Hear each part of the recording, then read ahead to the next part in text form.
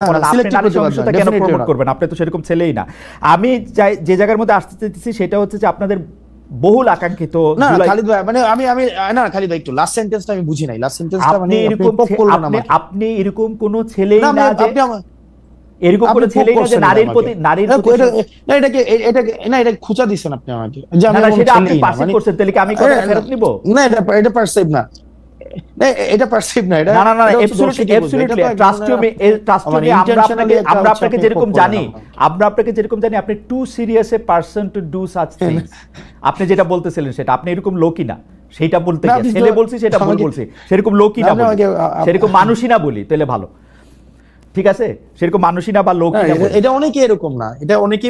দেখেন, আমাদের একটা বিষয় কি, মানে আমরা বুঝতে পারি, ইভেন আমি এখন বেশি বুঝতে পারি, আমি এখন এই বিষয়গুলো বেশি বুঝতে পারি, কারণ লাস্ট 9 মাসে আমরা যেসব এক্সপিরিয়েন্সের মধ্যে দিয়ে গিয়েছি, দেখেন আমার বয়স আপনার মেয়ের বয়সের তুলনায় হয়তো 2-4 বছরের বেশি হইতে পারি, এবং আপনার না বয়স তো বছরে বাড়ে না হাসনাত, আপনার বয়স অন্যভাবে অনেক বেশি বাড়ছে। আপনি প্রত্যেকবারই আইসা তো আমাকে নতুন জিনিস শিখান। আমি একটা সাধারণ কথা বললাম, সেটাকে আপনি খোঁচা হিসেবে খালিদ ভাই, না খালিদ ভাই শুনেন, আমি জাস্ট একটু, মানে আমি আপনার সাথে কথা বলতে পারছি। দেখেন একটা বিষয়, আমরা লাস্ট 9 মাসে দেখেছি যে আমরা জাতিগতভাবে আমরা মানে মানে একটা ট্রমাটাইজড, মানে এত পরিমাণ লাস্ট 15-16-20 বছরে আমরা এখনো পর্যন্ত যে একটা যে মানে সার্বজনীন প্রতিবাদের যেই আইডিয়াটা, সেটা তুলে ধরতে পারি নাই।